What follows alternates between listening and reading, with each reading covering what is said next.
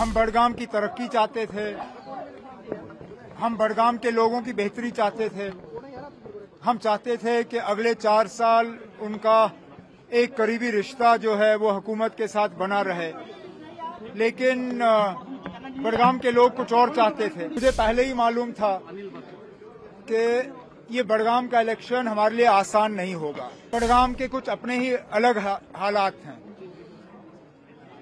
एक ऐसा तबका है, काफी बड़ा तबका वोटरों का, जो मुद्दों पे वोट नहीं देते। बडगाम में सिर्फ काम देख के वोट नहीं होता। बडगाम में एक बहुत बड़ा तबका वोटरों का ऐसा है जो फर्जों के पीछे चल के वोट देते हैं। जाहिर सी बात है कि हमने इलेक्शन जीतने के लिए लड़ा था, लेकिन बडगाम के लोगों को कुछ और ही चाहिए था। हम बडगाम की तरक्की चाहते थे, हम बडगाम के लोगों की बेहतरी चाहते थे। हम चाहते थे कि अगले 4 साल उनका एक करीबी रिश्ता जो है वो हुकूमत के साथ बना रहे, लेकिन बडगाम के लोग कुछ और चाहते थे। अब हम अपनी जगह इस नतीजे को एनालाइज करेंगे, कहां पे खामियां रहीं, कहां पे दुरुस्त करने की जरूरत है। अगर कहीं पे ऑर्गेनाइजेशनली नेशनल कॉन्फ्रेंस में कुछ चेंजेस लाने की जरूरत है, उन पे सोचा जा सकता है। अगर कहीं पे हुकूमत में कुछ बदलाव लाने की जरूरत है, उसमें भी हम एक एक्सरसाइज कर लेंगे। लेकिन नतीजा आज ही निकला है, इसमें जल्दबाजी में नुकसान ही होगा। मैं अब श्रीनगर नेशनल कॉन्फ्रेंस के सदर जनाब फारूक साहब से बात करके उनसे गुजारिश करूंगा कि आने वाले दिनों में वो तंजीम की वर्किंग कमेटी की मीटिंग बुलाएं।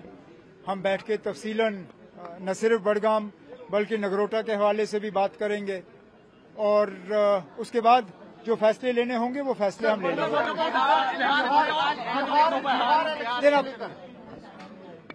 जब मैं बिहार के नतीजे देखता हूं तो अपनी हालत पे मुझे दुख कम होता है,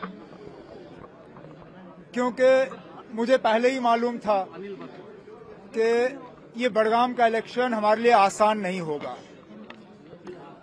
बडगाम के कुछ अपने ही अलग हालात हैं। एक ऐसा तबका है, काफी बड़ा तबका वोटरों का, जो मुद्दों पे वोट नहीं देते। बडगाम में सिर्फ काम देख के वोट नहीं होता। बडगाम में एक बहुत बड़ा तबका वोटरों का ऐसा है जो फर्जों के पीछे चल के वोट देते हैं। तो मुझे पहले से ही मालूम था कि जिस तरह के हालात बन रहे हैं, बडगाम हमारे लिए आसान नहीं होगा। लेकिन जब मैं बिहार का हाल देखता हूं और मैं ये देखता हूं कि ये वो बिहार है जहां वोट चोरी के नाम पे जब यात्रा चली, तो उस यात्रा में काफी संख्या में लोग जो हैं उस यात्रा के साथ जुड़े। उस यात्रा के बाद कांग्रेस को लगा कि उन्हें ढेर सारी सीटें जो हैं उनमें कामयाबी मिलेगी। उसी यात्रा के बुनियाद पे शायद सीट शेयरिंग और ज्यादा मुश्किल हुआ। लेकिन जब हम नतीजे देखते हैं तो बजाय ये कि एंटी इनकम्बेंसी का नीतीश कुमार जो है वो शिकार हो, उन्होंने एंटी इनकम्बेंसी को इनकम्बेंसी में तब्दील करके हुकूमत का फायदा लेके अब कहते हैं कि 10वीं बार जीता है, 10वीं बार मुख्यमंत्री बनेंगे। ये अपने आप में कोई मामूली बात नहीं है, और अच्छा होगा अगर कुछ बाकी रियासतें भी सीखें कि आखिरकार उन्होंने क्या किया वोटरों के लिए, जो कि दूसरी जगहों में किया जा सकता है। एक चीज तो जरूर देखने को मिलती है कि नीतीश कुमार साहब ने जात और कास्ट को एक तरफ रख के जो महिलाओं के लिए किया, जो औरतों के लिए किया, और जो खसूसी कुछ स्कीमें वहां पे महिलाओं के लिए बनी, उसका उनको भरपूर फायदा जरूर मिला। अब मुझे उन पर कुछ नहीं कहना है। देखो, अगर नुकसानदायक नहीं रहा होता, देखो इतना मैं जरूर कहूंगा कि अंग्रेजी में एक कहावत है, you cut your nose to spite your face. Ruhullah ने मुझे एक पैगाम पहुंचाने के लिए क्या किया क्या नहीं किया वो एक बात, लेकिन सियासी तौर खुद तो उन्होंने खुदकुशी की। लेकिन सुने ना, क्योंकि जो शख्स वहां से जीता है वो कभी रूहुल्लाह को वहां दोबारा उठने नहीं देगा। मैं दोबारा उठ जाऊंगा, रूहुल्लाह कभी दोबारा बड़गाम में उठ पाएगा या नहीं ये तो सिर्फ रूहुल्लाह तय कर सकता है। लेकिन चलिए, जो हुआ सो हुआ, अब तंजीम को करना होगा वो हम कर लेंगे।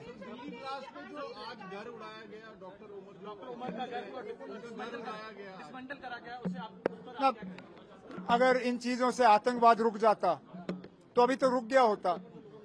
आपने पहलगाम के बाद भी कितने गाड़ उड़ाए, रुका ही है। मुझे तो डर इस बात का है कि इन चीजों से नाराजगी और गुस्सा और बढ़ जाता है, लेकिन ये फैसले हमारे हाथ में है नहीं। जो लोग ये फैसले करते हैं उन्हें अपने फैसलों पे गौर करना चाहिए, क्या इन चीजों से वो आतंकवाद रोक पाए या नहीं। मैं भी 6 साल वजीर आला रहा और सिक्योरिटी की जिम्मेदारी मेरी थी। हर साल मिलिटेंसी के हमलों में कमी आई, लेकिन हमें कहीं पे भी इस तरह घर उड़ाने की मजबूरी जो है महसूस नहीं हुई।